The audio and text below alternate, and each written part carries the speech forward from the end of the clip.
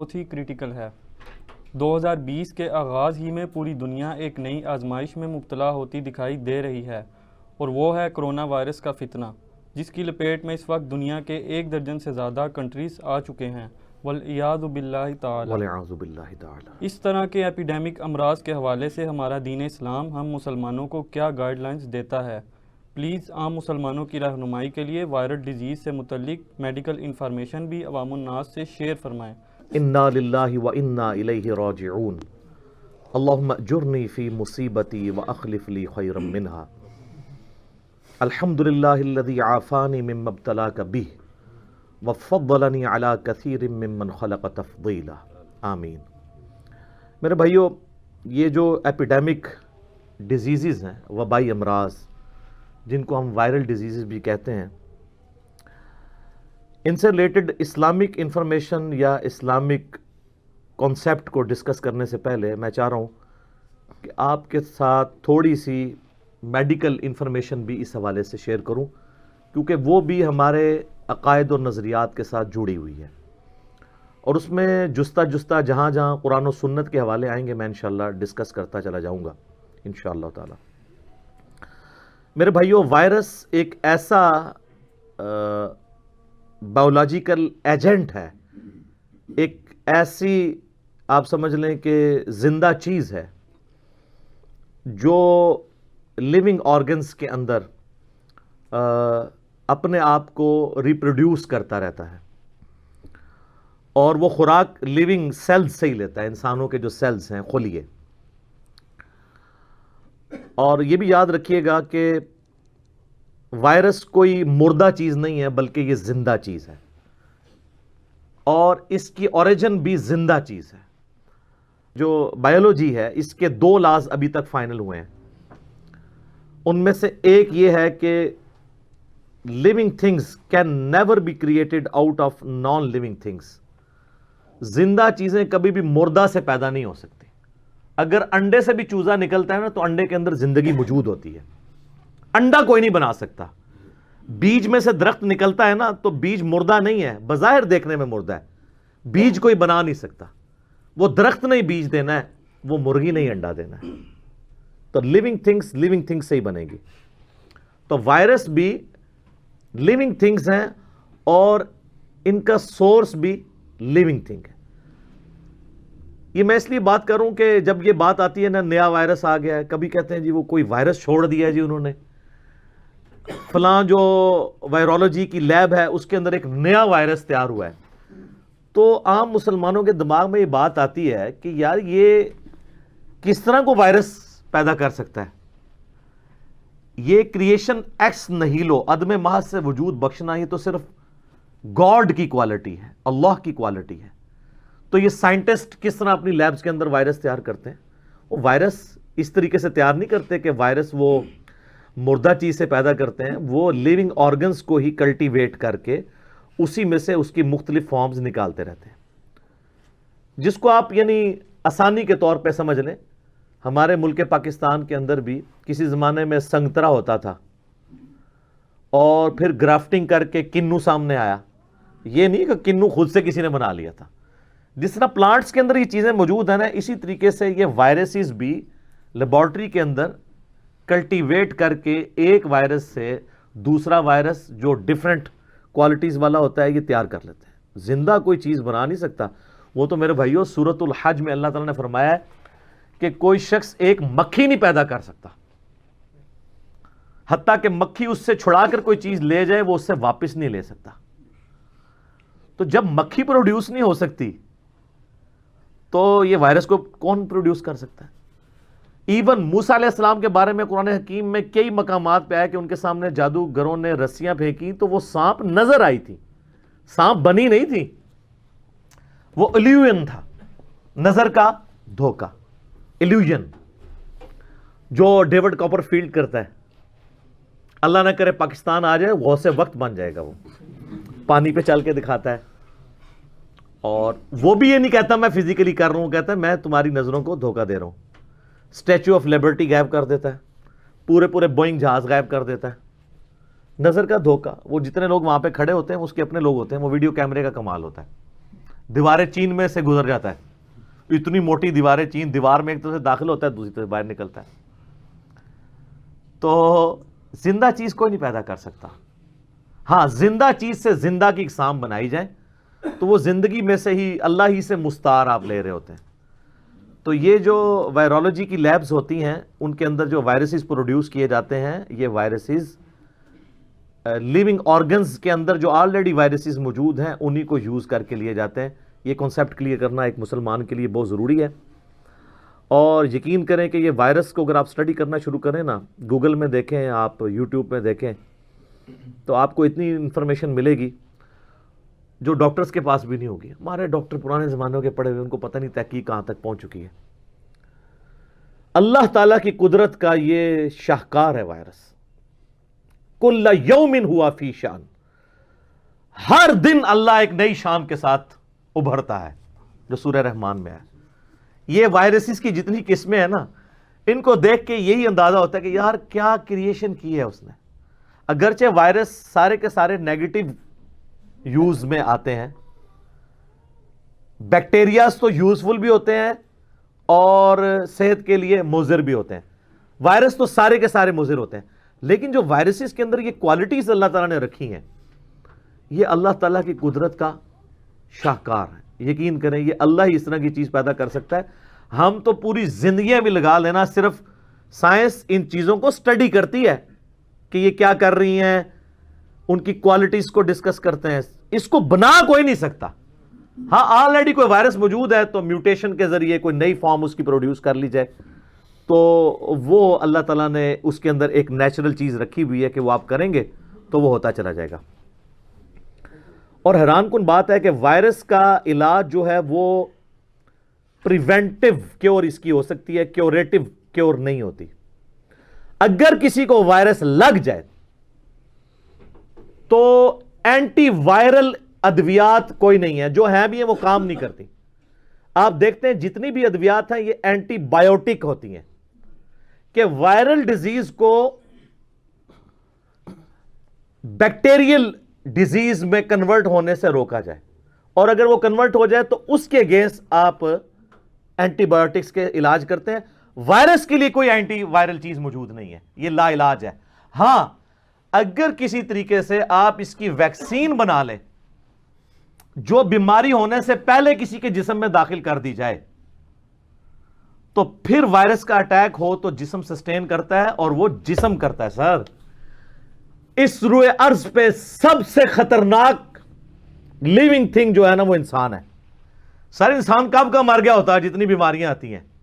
انسان سے زیادہ تگڑی شے کوئی نہیں ہے. انسان کے اندر جو اللہ نے امیونٹی سسٹم رکھا ہے نا، قوت مدافعت، یہ دنیا میں کسی کے اندر نہیں ہے. آپ کیسی کیسی چیزیں کھا جاتے ہیں ہضم ہو کے جناب. میدا کیا کچھ کرتا ہے جناب، گوشت بھی ہضم کر رہا ہے، سبزی بھی کر رہا ہے، اور کتنے آپ جراثیم انہیل کرتے ہیں جس کے لیے آپ کو ادویات لینی نہیں پڑتی. آپ کا امیونٹی سسٹم، قوت مدافعت جسم کی، وہ اس کے ساتھ لڑتی ہے، اس کو شکست دے دیتی ہے. اور اسی چیز کو سائنٹسٹ نے یوز کیا ہے کہ وہ جب بھی کوئی نیا وائرس آتا ہے نا، اس وائرس کے بالکل جو کمزور جراثیم ہوتے ہیں، یعنی وہ کمزور وائرس، وہ آپ کے جسم میں وہ داخل کرتے ہیں. وہ چونکہ ہوتے ہیں کمزور، تو ہمارا جسم اس کے اگینسٹ لڑائی کرتا ہے تو اینٹی باڈیز پیدا ہوتی ہیں. یہ باقاعدہ پھر جسم میں اور وائرس میں ایک جنگ ہوتی ہے، جس طرح قادسیہ اور یرموک ہوئی تھی. اس کے بعد وائرس ہار جاتا ہے. جب وائرس ہار جاتا ہے نا تو ہمارے جسم کو یہ پتا چل جاتا ہے کہ اب اس کا کوئی تگڑا بھی آیا نا تو میں پہلے ہی ٹایا ہوا ہے. پھر جب اوریجنل بیماری بھی آتی ہے نا تو اینٹی باڈیز اتنی کانفیڈنس ہوتی ہیں، جس طرح آپ کو ہم نے کتاب و سنت کے دلائل دے دے کے اتنا کانفیڈنٹ کر دیا کہ مفتی اعظم بھی ہاتھ جوڑتے ہیں ہمارے اسٹوڈنٹس کے آگے، کیونکہ اینٹی باڈیز ان کے اندر پیدا کر دی ہیں نا، حق اور باطل کی تمیز کی. تو آپ بھی کر سکتے ہیں. صرف ایک ریکویسٹ ہے کہ مرنے سے پہلے اے مسلمان کر لے اس پہ غور. کتابوں کا خدا اور ہے، بابوں کا خدا اور جب تم غور کرو گے تو پھر تم جھوم جھوم کے کہو گے کہ نہ میں وابی نہ میں بابی، میں ہوں مسلم، علمی کتابیں. تو یہ اینٹی باڈیز والا جو نظام اللہ تعالیٰ نے انسان کے اندر رکھا ہے نا، یہ وائرس کے ساتھ لڑتا ہے. اسی لیے ویکسین اگر ہو تو پھر آپ مقابلہ کر سکتے ہیں. یہ پولیو کی ویکسین اس لیے دی جاتی ہے. اب یہ جو کیسز آ رہے ہیں کہ پولیو کے جراثیم نکل آئے ہیں وائرسز، جس کے اندر آ گیا اب اس کا کوئی علاج نہیں ہے. اب وہ اللہ کی مرضی کہ وہ وائرس کبھی اٹیک کر دے تو اس کو معذور کر دے، اگر وہ ڈورمنٹ پوزیشن میں رہے تو رہے، یہ اللہ کی مرضی ہے. ورنہ جب ایک دفعہ جسم میں وائرس داخل ہو جائے اور اس کی ویکسین نہیں ہوئی بھی، پھر کوئی کچھ نہیں کر سکتا. اسی لیے اتنی بڑے لیول پہ آپ کو پتا ہے پاکستان میں اتنے بڑے لیول کے اوپر یہ کمپین چلائی جاتی ہے، اور میڈیکل کی فیلڈ میں سب سے زیادہ پاکستان کا خرچہ جو ہے نا، بجٹ، میڈیکل کی فیلڈ کا بجٹ، وہ پولیو کمپین پہ چل لگتا ہے. جو پولیو ورکرز ہیں وہی آپ دیکھ لیں لاکھوں کی تعداد کے اندر ہے، کیونکہ یہ اگر اس کی ویکسین نہ کروائی جائے تو بعد میں پھر اس کا کوئی علاج نہیں ہے.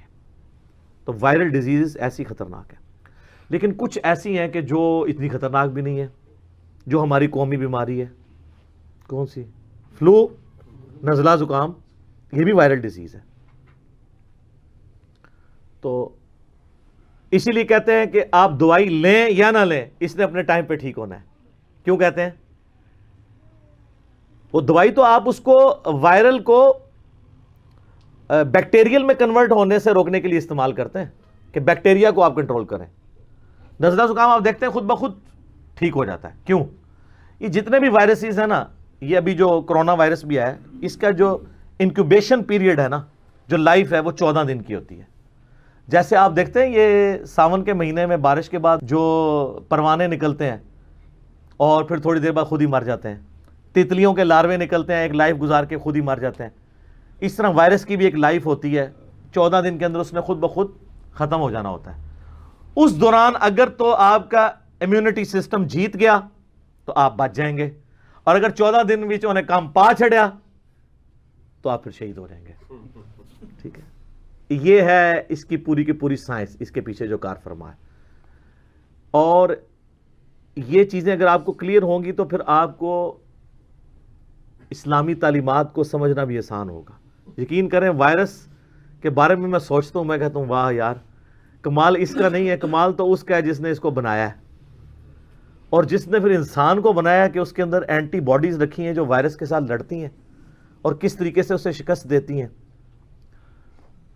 یہ پورے کا پورا سسٹم اتنا کمپلیکس سسٹم ہے کہ یہ کوئی بنانے سے بھی نہیں بنا سکتا. تو جو کہتا ہے کہ خود بخود بن گیا ہے تو اپنی عقل کے اوپر ہی ماتم کرے، اپنی عقل کا علاج کروائے.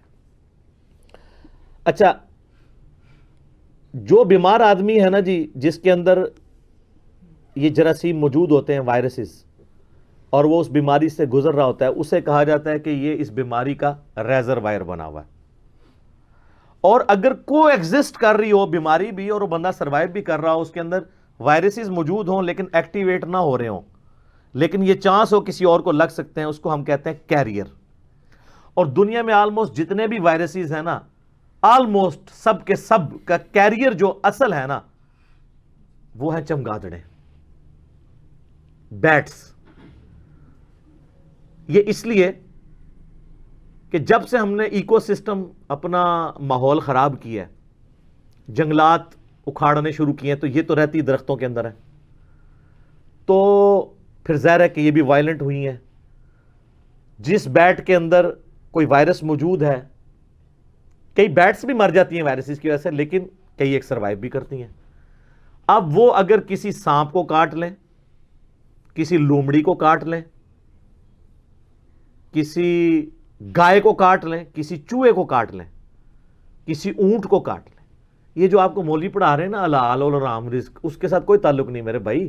الحال جانوروں کو بھی کاٹ دے تو وائرس ادھر بھی ٹرانسفر ہو جاتا ہے. یہ صرف حرام جانور کا مسئلہ نہیں ہے.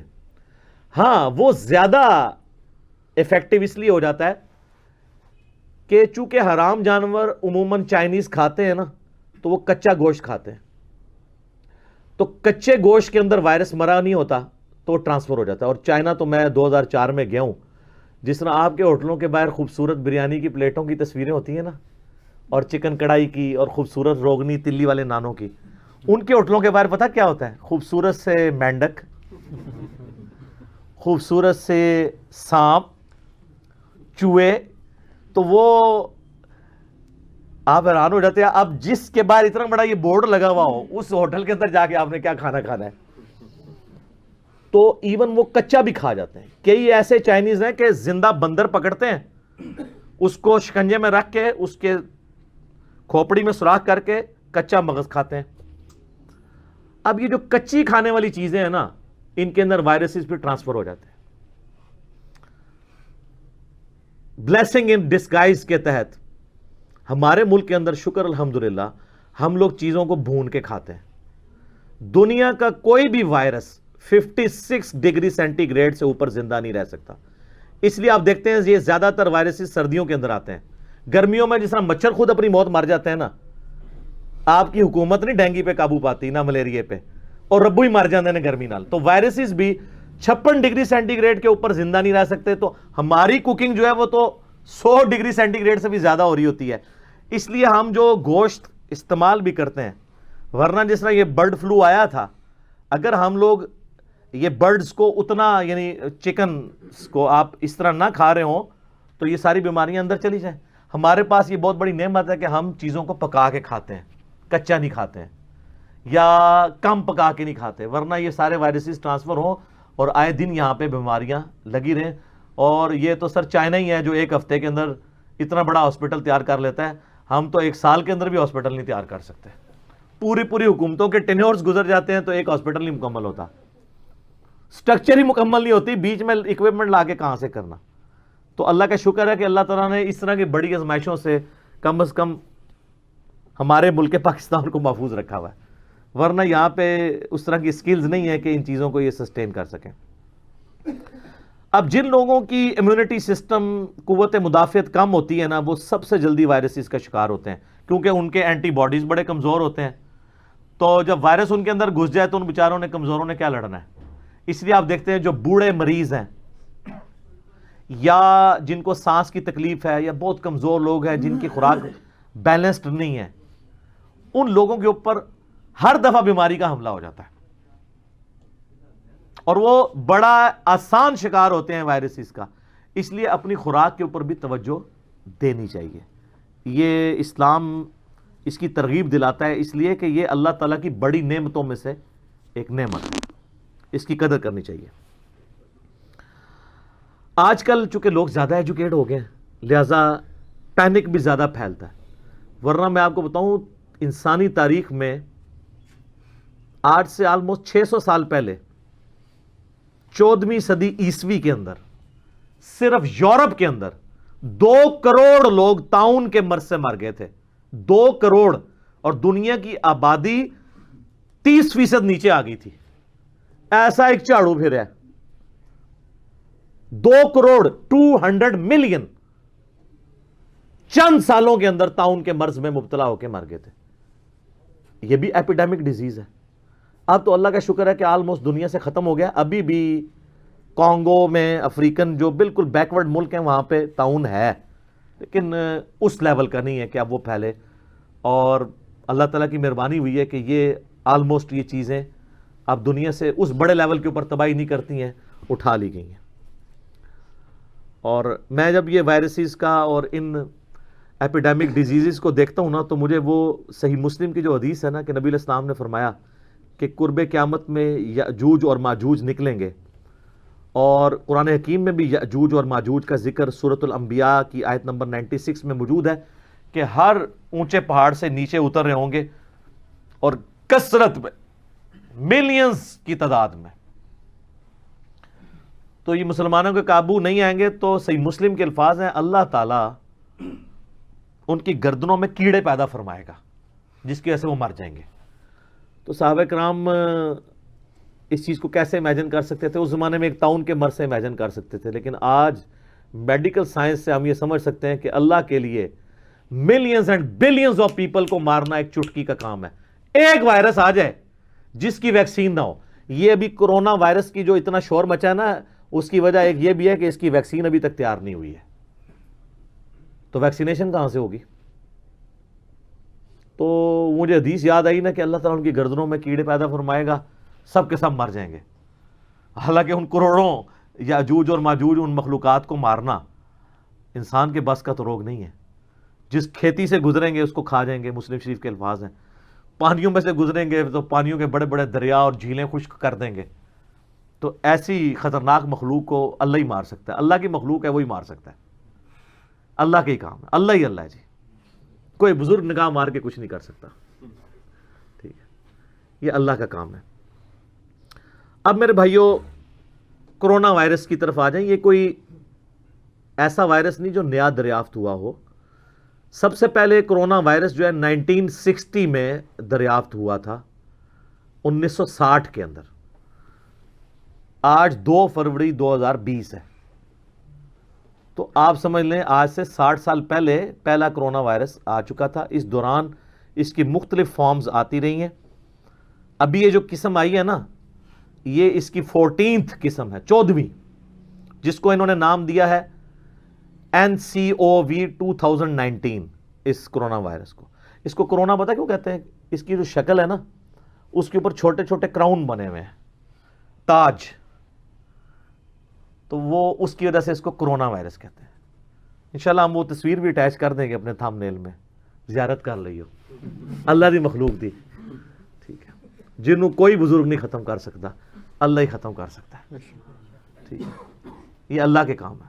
یا اللہ تعالیٰ انسان کو اس کا علاج سکھا دے. جو صحیح بخاری میں حدیث ہے کہ اللہ نے کوئی ایسی بیماری نازل نہیں کی جس کی شفا نہ ہو. جب وہ اس کی دوا موجود نہ ہو، جب وہ دوا اس کے ساتھ موافق ہوتی ہے تو اللہ کے اذن سے شفا ہو جاتی ہے. تو اللہ تعالیٰ اس معاملات کو وہ پہلے بھی اس نے سکھایا تھا، اب بھی سکھا دے گا. لیکن بزرگوں کو نہیں. بزرگوں سے نہ تیل دریافت ہوا، نہ کوئی ویکسین دریافت ہوئی. جو ایفرٹ پٹ کرے گا اس کو مل جائے گا. تو لیس للانسان الا ما سعی، انسان کے لیے وہی ہے جس کی وہ ایفرٹ کرتا ہے. تو ایفرٹ جو بھی پٹ کرے گا، چاہے اس کا کوئی ریلیجن کوئی بھی ہو، اللہ تعالیٰ نے اس ایفرٹ کے مطابق نوازنا ہوتا ہے. تو یہ کرونا وائرس جو ہے، یہ زیادہ تر لوگوں کا خیال ہے کہ یہ جو اب والا کرونا وائرس ہے NCOV 2019، یہ ووہان سٹی ہے چائنا کا، جس میں ایک وائرولوجی لیب ہے جس کے اندر وہ وائرس تیار کرتے ہیں لیون آرگنز کو یوز کر کے، کلٹیویشن کے ذریعے. یہ ادھر سے ہی وائرس نکلا ہے اس تجربے کے دوران. پھر وہ تجربہ کرتے ہیں جانوروں کے اوپر، کوئی جانور پھر نکل گیا ہوگا قابو سے باہر اور وہ ٹرانسفر ہونا شروع ہو گیا. پھر جانوروں سے دوسرے جانوروں میں ٹرانسفر ہوتا ہے، پھر جو اس کو کھاتے ہیں انسانوں میں آتا ہے. پھر انسانوں کے اگر کسی نے چھینک لی ہے تو اس کا جو سلائیوا ہے اس کے ذریعے دوسری جگہ ٹرانسفر ہو جاتا ہے. ایون یہ اتنا خطرناک ہے کہ اگر کسی شخص کے ہاتھ پہ یعنی وہ سلائیوا لگ گیا اور اس نے کوئی ڈور کھولا ہے اور اس ڈور کو آ کے کوئی دوسرا بندہ ہاتھ لگاتا ہے اور پھر اسی طرح کوئی چیز کھا لیتا ہے اور سنت پہ عمل نہیں کرتا. صحیح مسلم میں حدیث ہے نا، صفائی نصف ایمان ہے. انٹرنیشنل نمبر کے مطابق 534 نمبر حدیث ہے. ہمیں دیکھیں کیا سکھایا گیا کہ کھانے سے پہلے بھی آپ نے ہاتھ دھونے ہیں، اور ہاتھ دھونے کے بعد کپڑے سے پوچھنے نہیں ہیں، کیونکہ اگر کپڑے میں کوئی جرمز لگے وہ دوبارہ آ جائیں گے. یہ حکمت ہے. گیلے ہاتھوں کے ساتھ کھانا کھانا ہے. ویسے وضو کرنے کے بعد آپ پونچھ سکتے ہیں، وہ سنت ہے، لیکن کھانا کھانے کے بعد جو ہاتھ کھانا کھانے سے پہلے دھوئے جاتے ہیں نا، ان کو آپ نے پوچھنا نہیں ہوتا، گیلے ہاتھوں سے ہی آپ نے کھانا کھانا ہوتا ہے. تو اس کے اندر یہ حکمت بھی موجود ہے. تو یہ جو کرونا وائرس اب آیا ہے، اس سے نمونیے والے سمٹمز پیدا ہوتے ہیں. جن لوگوں کے پھیپھڑے کمزور ہیں، امیونٹی سسٹم کمزور ہے، کھانسی اور یہ ساری چیزیں جن کے ساتھ اٹیچ ہیں، ان کے اوپر یہ فوراً حملہ آور ہوتا ہے. لیکن پینک اس کی زیادہ ہے، اس کی تباہی اتنی نہیں ہے. وہ پینک اس لیے کہ ابھی تک ویکسین نہیں اس کی دریافت ہوئی. ویکسین ہو جائے گی تو اس وقت بھی دنیا میں آپ حیران ہوں گے کہ ملیریا ایسی بیماری ہے جس کا علاج موجود ہے 100%. اس وقت بھی دنیا میں سب سے زیادہ جس بیماری سے لوگ مر رہے ہیں نا، وہ ملیریا ہی ہے. اس کے بعد سب سے زیادہ لوگ جس چیز سے مر رہے ہیں وہ فلو ہے. فلو بھی اگر بگڑ جائے نا، اس سے بھی انسان مر جاتا ہے. اور اس میں تو ڈیتھ ریٹ بہت کم ہے. اگر 100 بندوں کو کرونا وائرس کا اٹیک ہو تو 2 بندے ایکسپائر ہوتے ہیں، 98 سروائیو کر جاتے ہیں. لیکن فکر اس لیے ہے کہ اس کی وہ ویکسین نہیں بنی ہوئی. تو جب زیادہ پھیلے گا تو پھر ان لوگوں کو ٹریٹمنٹ کے لیے ہاسپٹلز چاہیے. اگر کسی ملک کے اندر لاکھوں لوگ بیمار ہو جائیں، ان کو سانس کی تکلیف ہو جائے، تو کس کس کو آپ ہاسپٹل میں داخل کریں گے؟ سانس کی تکلیف میں تو آپ کو ہاسپٹلائز ہونا پڑے گا نا. تو اگر لاکھوں لوگ بیمار ہو جائیں، ایون آپ پتہ ہے چائنا میں کئی ڈاکٹر علاج کے دوران بیمار ہو گئے ہیں، تو ٹھیک تو اس نے تب ہونا ہے جب علاج ہوگا. تو جب کوئی علاج کرنے والے لوگ ہی نہیں رہیں گے، جب بہت زیادہ لوگ بیمار ہو جائیں گے، ہاسپٹلز موجود نہیں ہوں گے. اس لیے جو پینک اس وقت پھیلا ہوا ہے وہ کسی حد تک جسٹیفائی ہے. اور آپ دیکھ لیں کہ WHO نے، جو عالمی ادارہ صحت ہے، ورلڈ ہیلتھ آرگنائزیشن، اس نے باقاعدہ ایمرجنسی جاری کر دی ہے، کیونکہ دنیا میں 13 سے زیادہ ممالک کے اندر یہ بیماری پھیل چکی ہے. اور چائنا میں آپ دیکھ لیں 300 سے زیادہ، رات کو میں خبریں دیکھ رہا تھا، 300 سے زیادہ لوگ مر چکے ہیں اور ہزاروں لوگ اس بیماری کا شکار ہیں. اب ان میں سے پتہ نہیں کتنے لوگ سروائیو کرتے ہیں، یہ اللہ کو پتہ ہے. تو پاکستان کے لیے ایک یعنی خبر اس حوالے سے تشویشناک ہے کہ ہمارے 25,000 لوگ چائنا کے اندر ہیں اس وقت. 25,000، یہ چھوٹا فگر نہیں ہے. 4 کی تو صرف خبر آ گئی نا جی، وہ 4 بیچ میں سے بیمار ہیں، 4 کی تو خبر آئی ہے نا. 25,000 کے قریب لوگ وہاں پہ اس وقت قید ہوئے میں. اور باقی دنیا کے ملکوں نے تو فوراً آپ نے دیکھا ہے کہ امریکہ میں 1 کروڑ چائنی ہے، 1 کروڑ. ظاہر ہے چائنا کو چھوٹا ملک ہے، 1.5 ارب سے زیادہ آبادی ہے. 1 کروڑ چائنیز صرف امریکہ کے اندر ہے. اب اس کو ڈکلیئر کرنے سے پہلے بیماری آ چکی تھی. جو لوگ آلریڈی جا چکے تھے وہ سب کے وہ چیکنگ کر رہے ہیں، اور ہمارے پاس ابھی تک کٹ بھی نہیں ہے جی ہم چیک کر سکیں. کل میں سن رہا تھا کہ جی وہ آ رہی ہے، جی پہنچنے والی ہے، پتہ نہیں آج پہنچنی ہے، کل رات کو پہنچنی ہے. کتنی کٹس منگوائی ہوں گی، کتنے ایئرپورٹس ہوں گے. شکر ہے یہ انہوں نے ڈیسیژن کیا کہ چائنا سے تجارت روک لی ہے اور لوگوں کا آنا جانا روک دیا ہے. یہ بالکل سنت کے مطابق ہو رہا ہے. میں انشاءاللہ اینڈ پہ حدیث بھی بتا دوں گا. بالکل صحیح ڈیسیژن ہے. اور لیکن ادھر جو لوگ ہیں ان کی خیر خبر لینی چاہیے. وہاں سے جو ہمارے اسٹوڈنٹس کی جو ویڈیوز آ رہی ہیں وہ بڑی دردناک ہیں کہ جی ہمارے پرائم منسٹر یا ہمارے فارن منسٹر اس طرح سیریس نہیں ہیں. وہ کہتے ہیں جی ہم جب اپنی ایمبیسی میں پاکستان کی فون کرتے ہیں تو وہ آگے سے ہمیں کہتے ہیں زندگی موت تو اللہ کے ہاتھ میں ہے. اچھا جی، یہ دیکھ لیں، جن کو پوری زندگی کبھی اللہ کی یاد بھی نہ آئی ہو شاید، وہ بھی لوگوں کو یہ مشورے دے رہے ہیں. ظاہر ہے یہ ایک ڈنگ ٹپاؤ کام ہے نا. یہاں پہ بھی جو لوگ مشورے دے رہے ہوتے ہیں اس طرح کے، تو اللہ نہ کرے کہ ان کے اوپر خود افتاد آ پڑے. پھر پتہ چلتا ہے کہ یہ لوگوں کو مشورے دینا آسان ہے. جن کے اوپر تکلیف گزر رہی ہے ان کے لیے آپ نے کیا بجٹ کا انتظام کیا. چائنیز گورنمنٹ کو آپ رقم بھجوائیں. ظاہر ہے وہ پاکستانی ہے تو ٹیکس پیئرز کا پیسہ جو ہے وہ آپ لوگوں کی یاشیوں کے لیے نہیں ہے کہ آپ اپنے جو ہے قریبی لوگوں کو حج اور عمرے کرواتے رہیں. یہ اس ٹیکس کے حصے دار وہ لوگ بھی ہیں جو دوسرے ملکوں میں رہ رہے ہیں کہ آپ ان کے علاج کے اوپر خرچ کریں. تو ابھی میں نے کل سنا ہے کچھ کہ یعنی ہمارے فارن منسٹر نے ان سے رابطہ کیا اور کہہ رہے ہیں کوئی اس اعتبار سے طے ہو گیا کہ 14 دن بعد جب انکیوبیشن پیریڈ اس کا ختم ہوگا وائرس کا، پھر لوگوں کو چیک کر کر کے وہ پھر ریلیز کرنا شروع کریں گے پاکستان کے لیے. ظاہر ہے کہ چیکنگ کی ہمارے پاس تو اس طرح فیسلٹی نہیں ہے، چیک کرنے کے بعد ہی لانا چاہیے. باقی ملکوں نے دیکھے، آپ دیکھ لیں امریکہ والوں نے فوراً اپنے سارے معاملات شروع کر دیے ہیں. اور بارڈر رشیا کی کتنی دوستی ہے چائنا کے ساتھ، انہوں نے بارڈر سیل کر دیا ہے کہ کوئی ادھر سے ادھر نہیں جائے گا، ادھر سے ادھر نہیں جائے گا. باقی اپنے لوگوں کے علاج کے اوپر وہ پوری توجہ دے رہے ہیں. ان کے لیے تو یعنی اہمیت ہے نا اپنے سٹیزن کی. ہم لوگوں کے نزدیک اپنے سٹیزنز کی اہمیت اس وقت ہوتی ہے جب ہم اپوزیشن میں ہوتے ہیں. جب ہم حکومت میں آتے ہیں نا، پھر ہم وہ ساری باتیں بھول جاتے ہیں جو ہم سال ہر سال لوگوں کو سناتے رہتے ہیں. تو وہ اوورسیز پاکستانی یہی کہہ رہے تھے کہ جی ہمارے پرائم منسٹر صاحب کی ٹویٹ کب آئے گی. اور میں آپ کو دعوے سے کہتا ہوں کہ خدا نہ خواستہ اس وقت ہمارے present prime minister Imran Khan صاحب اپوزیشن میں بیٹھے ہوتے تو انہوں نے اٹلی اوپر لی کی تھی ہونی سی. تو یہ پتہ چلتا ہے جب آپ خود ڈرائیونگ سیٹ پہ بیٹھتے ہیں کہ آپ کتنے سیریس ہیں. لوگوں کو مشورے دینا، ماشاءاللہ ہمارے علماء نے بھی ہمیشہ مشورے ہی لوگوں کو دیے ہیں، خود دین پہ نہیں چلے. ہمارے پولیٹیکل لیڈرز بھی، ہمارے ریاستی اداروں کے ریپریزنٹیٹیو بھی ماشاءاللہ حب الوطنی کی باتیں ان لوگوں سے سن لیں، ریلیجن کی باتیں سن لیں. اپنے اوپر لگانے کی جب بات آئے گی نا، وہ بڑا اوکھا کام ہے. تو میں پرائم منسٹر سے ریکویسٹ کروں گا کہ سیریس لیں اس مسئلے کو، اور اپوزیشن سے ریکویسٹ کروں گا کہ اس کے اوپر سیاست نہ کریں بلکہ پرائم منسٹر کے ہاتھ مضبوط کریں تاکہ اس افتاد سے ہمارے پاکستانیوں کی جان چھڑائی جا سکے، اور اللہ نہ کرے کہ یہ پاکستان میں اگر یہ معاملہ آ گیا تو پھر تو ہمارے اوپر مزید مشکل وقت آ جائے گا، اللہ نہ کرے کہ ایسا ہو، آمین۔ اب میرے بھائیوں، آخر میں 5 علمی پوائنٹس چھوٹے چھوٹے آپ سے ڈسکس کروں گا وائرسز سے ریلیٹڈ، جو اسلامک رولنگز ہیں، احکامات اس سے ریلیٹڈ۔ علمی پوائنٹ نمبر 1 وہ یہ ہے میرے بھائیوں کہ ایپیڈیمک ڈیزیزز جو ہیں، وبائی امراض یا وائرل ڈیزیزز، اس سے متعلق اسلام ہمیں کیا عقیدہ بتاتا ہے؟ کیونکہ صحیح بخاری اور صحیح مسلم میں ایک حدیث ہے، حضرت ابو ہریرہ رضی اللہ تعالیٰ عنہ کہتے ہیں کہ نبی صلی اللہ علیہ وآلہ وسلم نے فرمایا کہ کوئی مرض بھی متعدی نہیں ہوتا، وبائی نہیں ہوتا، ایپیڈیمک نہیں ہوتا۔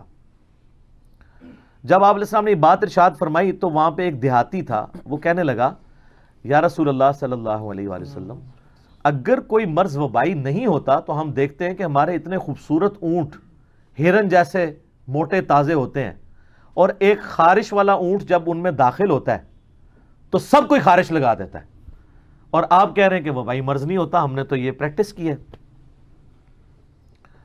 تو آپ صلی اللہ علیہ وآلہ وسلم نے فرمایا کہ اچھا وہ تو ان کو خارش لگا دیتا ہے، یہ بتاؤ کہ جو پہلا اونٹ ہے اس کو خارش کس نے لگائی تھی؟ بیسیکلی نبی علیہ السلام اسباب کے ساتھ ساتھ مسبب الاسباب کے اوپر نظر رکھنے کی ترغیب دلا رہے تھے کہ ظاہری وجوہات ضرور ہوتی ہیں، لیکن اس سارے معاملے میں تقدیر کو آپ نے پس پش نہیں ڈالنا، کیونکہ دوسری احادیث اس کو بریف کرتی ہیں۔ صحیح بخاری اور صحیح مسلم میں ایک اور حدیث ہے کہ نبی علیہ السلام نے فرمایا، حضرت ابو ہریرہ ہی روایت کرتے ہیں کہ کوئی اپنے بیمار اونٹ کو صحت مند اونٹ کے ساتھ نہ رکھے۔ اب یہاں پہ اس کا اشارہ ہے کہ یہ ایپیڈیمک ہو سکتا ہے۔ جب یہ حدیث حضرت ابو ہریرہ نے بیان کی نا تو وہ تابعی کہنے لگے کہ یا حضرت آپ نے پہلے تو ہم سے یہ حدیث بیان کی تھی کہ کوئی مرض ایپیڈیمک نہیں ہوتا، تو آپ اپنی جوانی کی وہ حدیث جو ہے وہ بھول گئے ہیں یا آپ نے جان بوجھ کے اس کو بیان نہیں کیا؟ تو انہوں نے کہا کہ نہیں، حدیث یہی ہے جو میں تم سے بیان کر رہا ہوں۔ تو حضرت ابو ہریرہ اپنی وہ راوی کہتے ہیں مجھے نہیں یاد کہ حضرت ابو ہریرہ وہ حدیث بھول گئے تھے یا جان بوجھ کے انہوں نے اس حدیث کو بیان نہیں کیا، اور اینڈ رزلٹ بتایا کہ وہ اگر اس کا وہ معنی بھی لو تو وہ منسوخ تصور ہوگا۔ ویسے تو منسوخ بھی نہیں ہے، وہ اور کانٹیکسٹ میں ہے کہ تقدیر پہ بھی ایمان رکھنا ہے، بیماری اوریجنیٹ اللہ ہی کی طرف سے ہوتی ہیں۔ تو اب جو اس وقت ہمارے پاس عقیدہ ہے وہ یہی ہے کہ بیمار کو آپ نے صحت مند سے الگ رکھنا ہے۔ ہاں، تیمارداری ضرور کرنی ہے، یہ نہیں کہ اس کو مرنے کے لیے چھوڑ دینا ہے، ایسا بھی نہیں ہونا چاہیے، کیونکہ صحیح بخاری میں ایک حدیث ہے کہ نبی علیہ السلام نے فرمایا کہ کوئی بیماری متعدی نہیں ہوتی، یعنی اپنی اوریجن میں نہیں ہوتی، جب لگ جائے تو پھر آگے لگ سکتی ہے۔ اس کے ساتھ آگے الفاظ ہیں، جزام کے مریض سے ایسے بھاگو جیسے شیر سے بھاگتے ہو۔ تو اگر متعدی نہیں ہے تو جو جزام کا مریض ہے اس سے بھاگنے کا کیا حکم ہے؟ ایپیڈیمک ہوتا ہے، کیونکہ ہو سکتا ہے آپ کو لگ جائے تو آپ یہ عقیدہ بنا لیں کہ نہ میں اس کو ملتا تو نہ لگتی، اور اللہ کو بیچ میں سے نکال دیں، تو بہتر یہ ہے کہ آپ اس آزمائش میں پڑیں ہی نہ۔ پھر صحیح مسلم میں ایک حدیث ہے کہ ایک جزام والا شخص بنو ثقیف سے نبی علیہ السلام کے پاس حاضر ہوا بیعت کے لیے، تو آپ علیہ السلام نے باہر سے ہی فرمایا کہ تمہاری بیعت ہوگی، تم واپس چلے جاؤ۔ آپ نے اس کے ساتھ ہاتھ نہیں ملا کر بیعت کی۔ آپ علیہ السلام نے یہ پریکٹیکلی یہ چیز سکھائی ہے کہ اس میں بعض لوگ جو ہیں وہ جب فلو لگتا ہے تو وہ اپنا برتن کسی کا الگ کرتے ہیں، وہ برا منانا شروع کر دیتا ہے، تو اس میں برا نہیں منانا چاہیے۔ نبی علیہ السلام زیادہ خوش اخلاق کون تھا؟ وَإِنَّكَ لَعَلَىٰ خُلُقٍ عَظِيمٍ، لیکن کچھ رولز اور ریگولیشن ہیں، ان کو بھی آپ نے فالو کرنا ہوتا ہے، جو اللہ ہی نے اپنے پیغمبروں کے ذریعے اپنے بندوں تک باتیں پہنچائیں گی۔ تو یہ کلیئر ہو گیا کہ یہ مرض ایپیڈیمک ہو سکتا ہے، وبائی ہو سکتا ہے۔ علمی پوائنٹ نمبر 2 وہ ہے میرے بھائیوں، ایپیڈیمک ڈیزیز کے بارے میں ہمارا ایٹیچیوڈ کیا ہونا چاہیے۔ اس حوالے سے بخاری اور مسلم دونوں میں ایک حدیث ہے، بڑی انٹرسٹنگ، بڑی ڈیٹیلڈ حدیث ہے کہ سیدنا عمر فاروق رضی اللہ تعالیٰ عنہ اپنے دور خلافت میں شام وزٹ کرنے کے لیے گئے، فورن وزٹس پہ جایا کرتے تھے، ظاہر سلطنت اتنی پھیلی ہوئی تھی۔ تو جب وہ شام کے قریب پہنچے تو وہاں کے جو آرمی چیف تھے وہ ابو عبیدہ ابن جرح تھے، وہ شام سے باہر ہی ان کو ریسیو کرنے کے لیے آئے ہوئے تھے۔ ایک دوسرے شہر میں اور کہا کہ اے امیر المومنین، شام میں تو طاعون کا مرض پھیل چکا ہے۔ میں نے بتایا نا کہ 14ویں صدی عیسوی کے اندر، آج سے 600 سال پہلے 2 کروڑ لوگ یورپ میں مرے ہیں طاعون کے مرض سے۔ ماڈرن دور ہے اور یہ بات ہو رہی 1400 سال پرانی۔ تو حضرت عمر نے وہیں پہ پڑاؤ ڈال لیا اور کہا کہ صحابہ کرام سے مشورہ کیا جائے گا کہ اب ہمیں طاعون والی جگہ پہ جانا چاہیے یا نہیں جانا چاہیے۔ تو صحابہ کرام کی 2 رائے بن گئی۔ کچھ نے کہا کہ ہمیں اللہ کی تقدیر سے نہیں بھاگنا چاہیے، اگر ہماری قسمت میں بیماری یا موت لکھی ہوئی تو آئی جائے گی۔ دوسروں نے کہا کہ عقل کا تقاضا یہ کہ ہم اس بیماری والی جگہ پہ نہ جائیں۔ سیدنا عمر نے یہ ڈیسیژن کیا کہ ہمیں نہیں جانا چاہیے۔ تو حضرت ابو عبیدہ ابن جرح نے کہا یا امیر المومنین، آپ اللہ کی تقدیر سے بھاگ رہے ہیں، بیماری تو یہاں بھی پکڑ سکتی ہے آپ کو۔ تو حضرت عمر نے کہا کاش ابو عبیدہ کے سوا کسی اور نے یہ بات کی ہوتی، یار تو یہ بات نہ کرتا میرے بارے میں، ٹھیک ہے، تو جانتا ہے۔ تو پھر حضرت عمر نے ہلکی سی پھکی دی حضرت ابو عبیدہ ابن جرح کو۔ پھکی کے بغیر تو کام نہیں چلتا، اینٹی وینم الزامی جواب دیا۔ کہا کہ ابو عبیدہ یہ بتاؤ کہ اگر تم اونٹ پالتے ہو اور تمہارے پاس 2 گھاٹیاں ہوں، ایک گھاٹی بنجر ہو اور ایک میں سبزہ اگا ہوا ہو، تم اپنے اونٹوں کو کس گھاٹی میں لے کے جاؤ گے؟ انہوں نے کہا جی سبزے والی میں۔ تو انہوں نے کہا تم بنجر زمین میں کیوں نہیں لے کے جاؤ گے؟ کیونکہ سمجھ رہے ہو تم کہ یہاں پہ مجھے فائدہ ہے۔ تو انہوں نے کہا ہم اللہ کی ایک تقدیر سے دوسری تقدیر کی طرف جا رہے ہیں، یہ بھی ہمیں اللہ ہی نے عقل دی ہے کہ ہم ایسی جگہ پہ نہ جائیں جہاں پہ ایپیڈیمک ڈیزیز ہے۔ اچھا یہ ساری باتیں ہو رہی تھیں، حدیث کسی نے پیش نہیں کی ہے، یہ اجتہاد ہو رہا تھا، کیونکہ ان میں سے کسی کے پاس وہ حدیث نہیں تھی۔ امام حنیفہ کے پاس یہ کہتے ہیں ساری آ گئی تھی، ان کی عقل کا ہی ماتم کیا جا سکتا ہے۔ یہ صحابہ کرام ہیں انکلوڈنگ امیر المومنین سیدنا عمر ابن خطاب رضی اللہ تعالیٰ عنہ علیہ السلام۔ اتنے میں عبد الرحمن بن عوف آ گئے جو کہیں گئے ہوئے تھے وقتی طور پہ اپنے کام کے سلسلے میں۔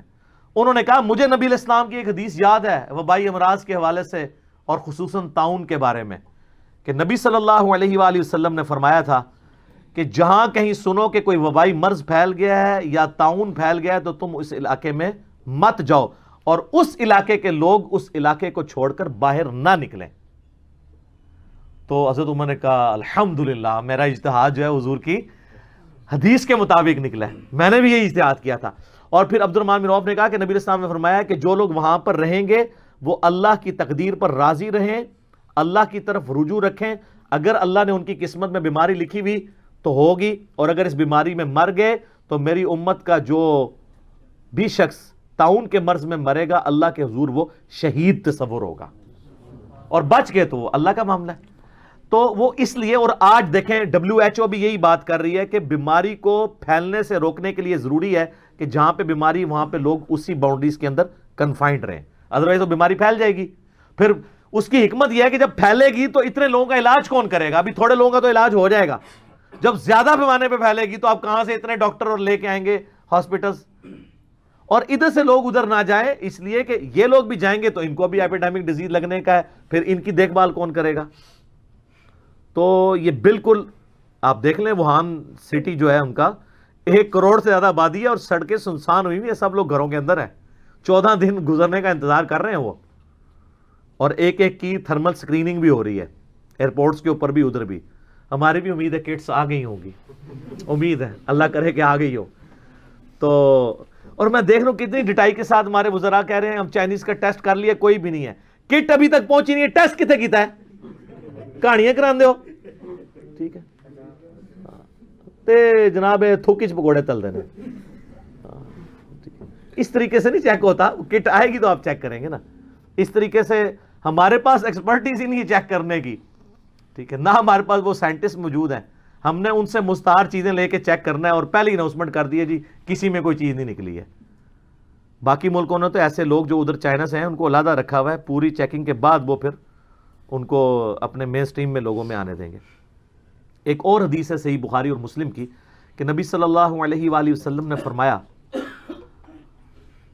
کہ یہ جو طاعون ہے یہ بنی اسرائیل کے لیے اللہ تعالیٰ کی طرف سے ایک عذاب نازل ہوا تھا، جو آج ہماری سورہ بقرہ میں آیات بھی آئی تھی کہ انہوں نے انبیاء کو قتل کیا، اللہ کی آیات سے روگردانی کی تو اللہ نے ان پر آسمان سے ایک عذاب نازل کیا جو تورات میں آتا ہے کہ یہ پلیگ کا مرض، طاعون کا مرض پھیل گیا تھا۔ آپ علیہ السلام نے فرمایا عذاب ان لوگوں کے لیے جو نافرمان ہے، اور فرمایا کہ جو نیکوکار لوگ ہیں میری امت کے، ان کے لیے یہ طاعون کا مرض جو ہے یہ رحمت ہے کہ اس میں اگر یہ مر جائیں گے تو اللہ کے حضور شہید لکھے جائیں گے۔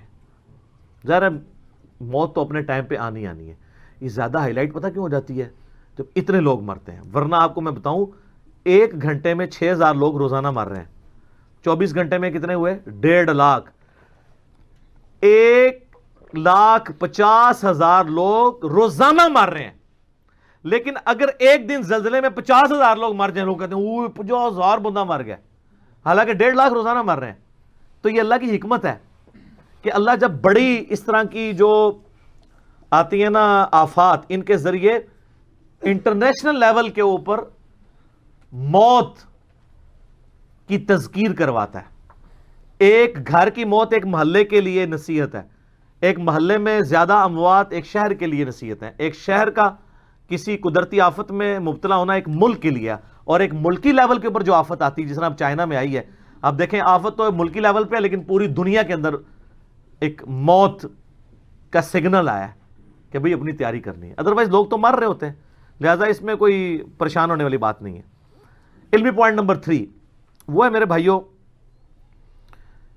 کہ ان بیماریوں کی سائنٹیفک ریزن تو میں نے آپ سے ڈسکس کر لی، وائرس کے ذریعے اور یہ سب کچھ، اور میں آپ کو ایک حیران کن بات بھی بتاؤں، 1 سال جو وائرس کی ویکسین ہے نا وہ اگلے سال کے لیے استعمال نہیں ہو سکتی۔ یہ جو آپ کی پولیو کی ویکسین آتی ہے نا، یہ ہر سال نئی ویکسین آتی ہے۔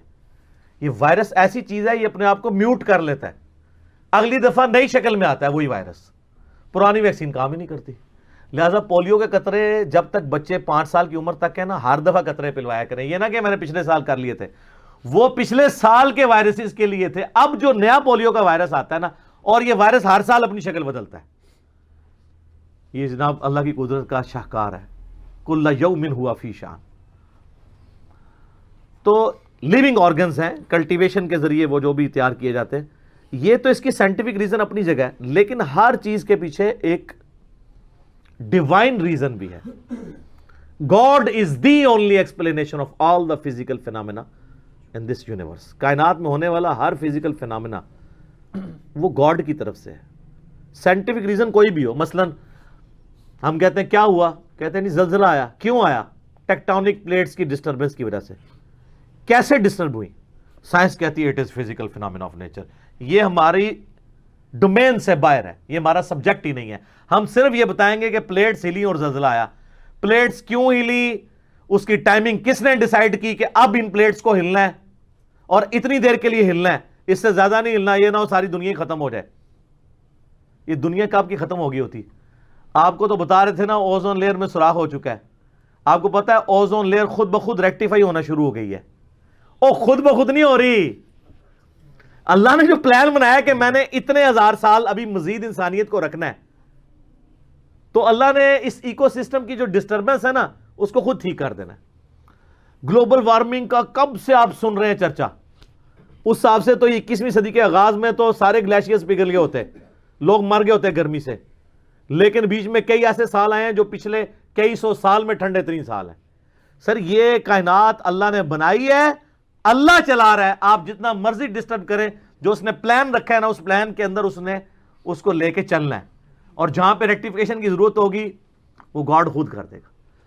تو سائنس کے سوال کیا اور کیوں ہے، کیسے والی جو بات ہے ہاؤ، وہ کہتے ہیں physical phenomena of nature. Science صرف ڈسکوریز کرتی ہے۔ سائنس نے یہ ڈسکوری کر کے بتائی کہ سورج ود رسپیکٹ ٹو زمین مشرق سے نکل کے مغرب میں جاتا ہے، ہر سیکنڈ میں 50 کروڑ اٹامک بم کے برابر سورج انرجی ریلیز کر رہا ہے۔ یہ ساری انفارمیشن جو ہے یہ سورج کی ڈسکوری سے ریلیٹڈ ہے۔ کیا ان ساری انفارمیشن نے سورج کو پیدا کیا ہے؟ یہ جو یونیورسل لا ہے کہ مشرق سے مغرب کی طرف ود رسپیکٹ ٹو زمین، ویسے تو کہیں نہیں جاتا، اس لا نے سورج کو پیدا کیا؟ نہیں۔ انڈے میں سے چوزا نکلتا ہے، یہ انفارمیشن ہے، اس انفارمیشن نے انڈے کو پیدا نہیں کیا، نہ مرغی نے پیدا کیا، مرغی بیچاری کو تو خود ہی نہیں پتا انڈے کے اندر کیا کچھ ہے۔ انفارمیشن صرف ڈسکوری کی حد تک ہوتی ہیں، ہر چیز کے پیچھے گاڈ ہے. تو یہ عقیدہ ساتھ ساتھ کلیئر ہونا ضروری ہے. علمی پوائنٹ نمبر 4، صحیح مسلم میں حدیث ہے انٹرنیشنل نمبر کے مطابق 534 کہ صفائی نصف ایمان ہے. اس میں فزیکل صفائی بھی ہے اور باقی جو روحانی صفائی ہے وہ بھی اپنی جگہ شامل ہے.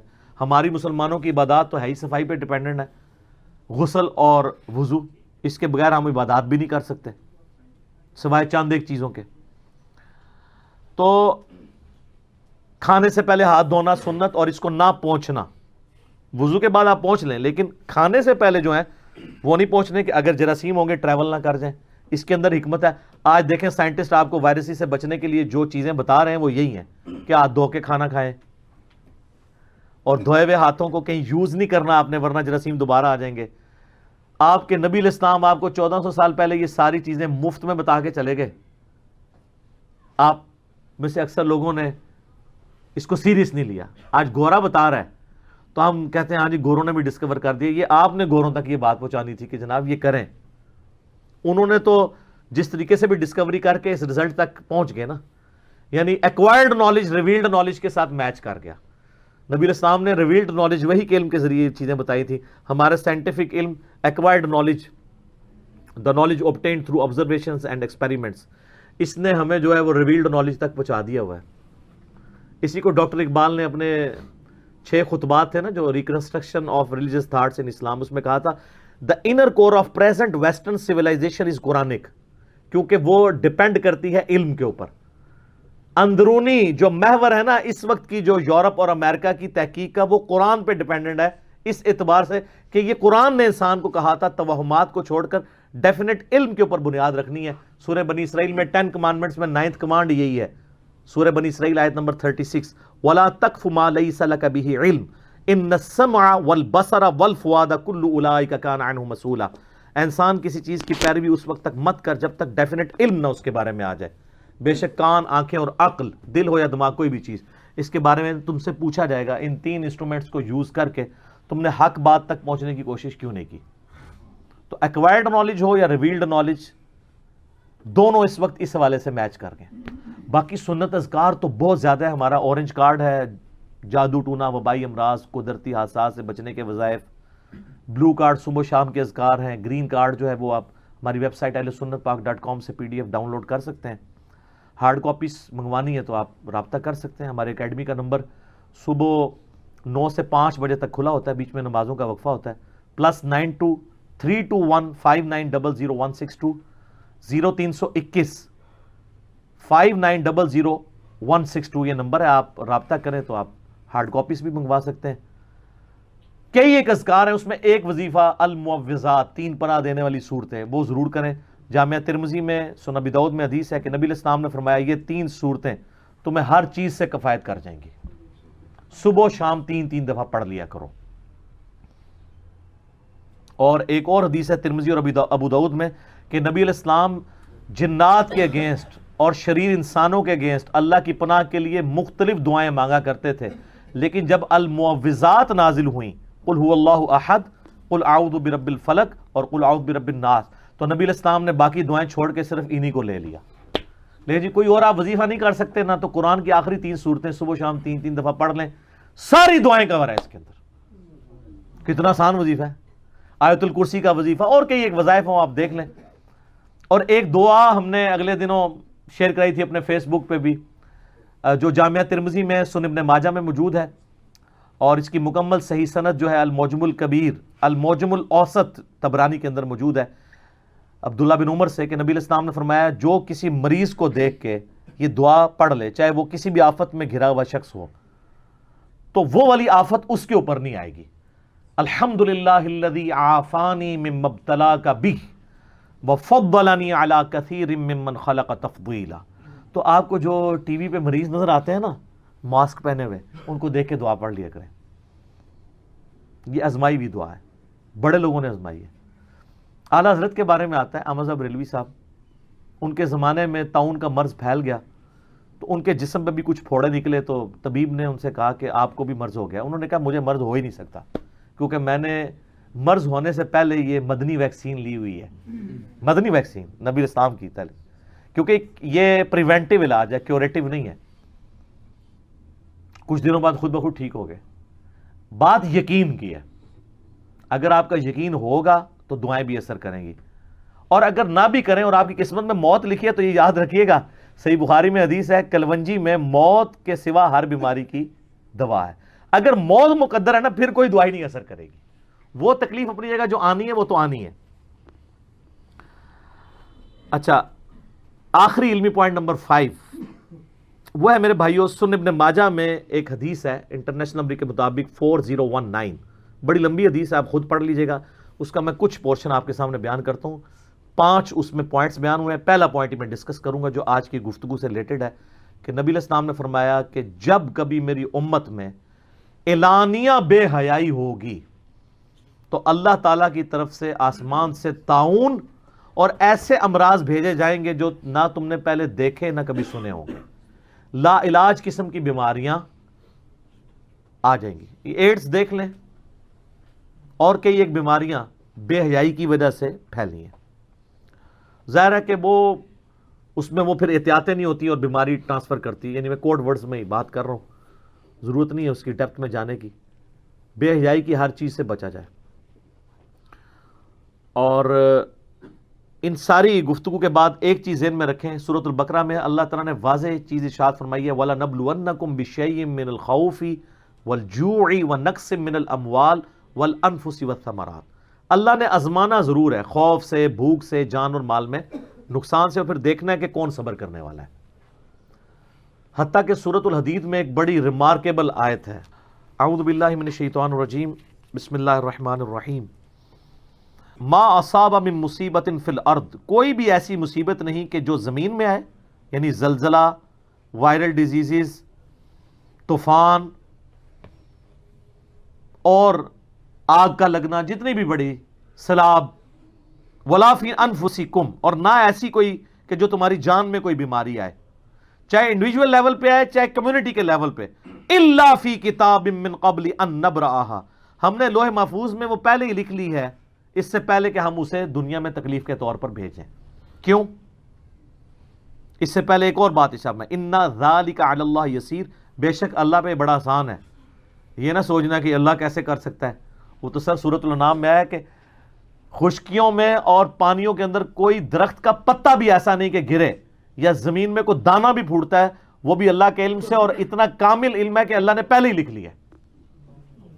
یہ اللہ ہی. اللہ اکبر کبیرا والحمدللہ کثیرا وسبحان اللہ بکرۃ واصیلا. تو اللہ فرماتا ہے ٹینشن نہیں لینی، میں نے پہلے یہ لکھا ہوا ہے اپنے پاس، لِكَيْ لَا تَأْسَوْا عَلَى مَا فَاتَكُمْ، تاکہ تم کف افسوس نہ ملو، ٹینشن نہ لو جو تم سے چیز جاتی رہے. کسی کی صحت جاتی رہی، کسی کا بیٹا چھن گیا، ٹینشن نہیں. ہمارا ایٹیچیوڈ کیا ہے؟ اِنَّا لِلَّهِ وَإِنَّا إِلَيْهِ رَاجِعُونَ. اور صحیح مسلم میں حدیث ہے کہ جو یہ دعا پڑھ لے اللہ تعالیٰ اس کو اس سے بہتر نعم البدل دے گا. اِنَّا لِلَّهِ وَإِنَّا إِلَيْهِ رَاجِعُونَ. اللہم اجرنی، اللہم اجرنی، میم کو جھٹکے کے ساتھ آگے بلانا، فی مصیبتی، اللہم اجرنی فی مصیبتی واخلف لی خیرا منہا. ام سلمہ کہتی میرا خاوند فوت ہو گیا تو میں نے فوراً یہ دعا پڑھی، پھر میں سوچتی تھی کہ اس سے بہتر خاوند تو مجھے مل ہی نہیں سکتا. تو جب میری عدت پوری ہوئی تو نبی علیہ السلام نے نکاح کا پیغام بھجوا دیا اور ام المومنین بن گئی. وہ کہتی ہے میں نے تو اس دعا کو پریکٹیکلی دیکھا ہے. ٹھیک ہے، اچھا اس دعا کو میں نے بھی پریکٹیکلی کئی دفعہ آزمایا ہے. یہ دعا یاد رکھے، انا للہ و انا الیہ راجعون، اللہم اجرنی فی مصیبتی واخلف لی خیرا منہا. جب کبھی بھی کوئی بری خبر آپ کو ملے، دن میں روزانہ ملتی رہتی ہیں، کبھی بچہ گر جاتا ہے، کبھی اور کوئی ٹینشن آ جاتی ہے، کوئی بچہ فیل ہو گیا کسی کا، کوئی اور دنیاوی ٹینشن ہے، فوراً ہر ٹینشن کے لیے دعا پڑھیں، اللہ تعالیٰ اس سے بہتر نعم البدل دے دے گا. میں نے یہ چیز الحمدللہ، اب میں وہ کرامتیں بیان نہیں کرنا چاہتا چونکہ میں نے کی نہیں ہوئی ہیں، اللہ نے کی ہوئی ہیں، تو بیان کرنے کی ضرورت نہیں ہے. تو اس دعا کی برکت ہے. تو اللہ تعالیٰ فرما رہا ہے کہ افسوس نہ کرو اس پہ جو تم سے جاتا رہا، ولا تفرحوا بما آتاکم، اور مت شیخی بگاڑو اس پہ جو تمہیں اللہ نے عطا کیا. اگر مل گیا پھر بھی اللہ کا شکر ادا کرو، چھن گیا تب بھی اللہ کا شکر ادا کرو، تمہارا کوئی کمال نہیں. واللہ لا يحب كل مختال فخور، اللہ تعالیٰ کو شیخی بگاڑنے والے قطعاً پسند نہیں ہے. اچھا لیکن یہ نہیں ہے کہ آپ اس طرح کی آیات سن کے جو ہے وہ بالکل ہی لمحے پہ آ جاؤ، ایفرٹ ہی چھوڑ دو. اذکار کرنے سے پیٹ نہیں بھرے گا، ایفرٹ پٹ کرنی پڑے گی. پانی جو پیے گا اسی کی پیاس بجھے گی، کھانا جو کھائے گا. یہ اللہ نے دنیا کو اسباب کے ساتھ جوڑا ہے. وَتَعَاوَنُوا عَلَى الْبِرِّ وَالتَّقْوَى وَلَا تَعَاوَنُوا عَلَى الْإِثْمِ وَالْعُدْوَانِ. نیکی پرہیزگاری کے کاموں میں ایک دوسرے کی مدد کرو، برائی میں ایک دوسرے سے الگ رہو. آخر میں آپ کو صحیح مسلم کی میں ایک حدیث سناتا ہوں جو تقدیر والے چیپٹر میں صحیح مسلم میں آخری حدیث ہے کہ نبی صلی اللہ علیہ وآلہ وسلم نے فرمایا، حضرت ابو ہریرہ روایت کر رہے ہیں کہ اللہ تعالیٰ کو قوی مؤمن کمزور مؤمن سے بڑھ کر عزیز ہے. جو صحت مند بندہ ہے نا مومن، وہ اللہ کو زیادہ پسندیدہ ہے کمزور سے. کمزور بیچارے نے کیا کرنا ہے؟ صحت مند بندے نے دین کا کام بھی کرنا ہے اور دین کو پریکٹس بھی کرنا ہے. لیکن سب میں ہی خیر ہے. کمزوروں کے لیے بھی کہہ دیا کہ ٹینشن نہیں لینی، خیر دونوں میں ہی ہے، بہتر وہ ہے. پھر فرمایا کہ اپنے لیے جو نفع مند چیز ہے اس کے لیے پوری کوشش کرو، سستی نہ کرنا، کاہلی نہ کرنا. دو الفاظ استعمال کیے. یہ نہیں ہے کہ پیپروں میں محنت کوئی نہیں کی اور جب فیل ہو گئے تو کوئی جو اللہ کی مرضی. نہیں، سستی نہ کرنا، کاہلی نہ کرنا اور نفع مند چیز کے لیے کوشش کرنا. پھر بھی اگر رزلٹ تمہارے خلاف آ جائے، اب تو پھر ظاہر ہے کوئی ریزن نہیں نا. جو مولا علی کا قول ہے، میں نے اپنے ارادوں کے ٹوٹنے سے اللہ کو پہچانا ہے. ٹھیک ہے نا، کہ اللہ کی مرضی کچھ اور تھی. میں نے سب کچھ یعنی ریسورسز مینج کیے، پھر بھی رزلٹ وہ نہیں نکلا جو میں چاہتا تھا. سستی نہ کرنا، کاہلی نہ کرنا اور رزلٹ خلاف آئے تو پھر کہنا جو اللہ کی مرضی. اور یہ نہ کہنا کہ اگر میں یہ کر لیتا تو یہ ہو جاتا، کاش میں وہ کر لیتا تو وہ ہو جاتا. یہ اگر مگر شیطان کا دروازہ کھول دیتا ہے. اللہ کی رضا پر راضی رہنا، یہ ایک حدیث اگر آپ لے لینا پوری زندگی آسانی سے گزر سکتی ہے. سر کمال حدیث ہے یہ.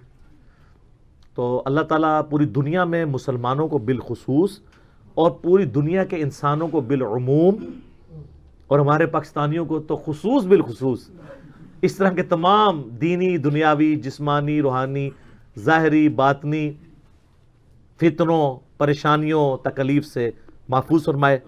اور سب سے بڑی جو تکلیف ہے آخرت کا عذاب، اس سے محفوظ فرمائے. اللہم ربنا آتنا فی الدنیا حسنہ وفی الآخرۃ حسنہ وقنا عذاب النار. آمین ثم آمین. ٹھیک ہوگا جی.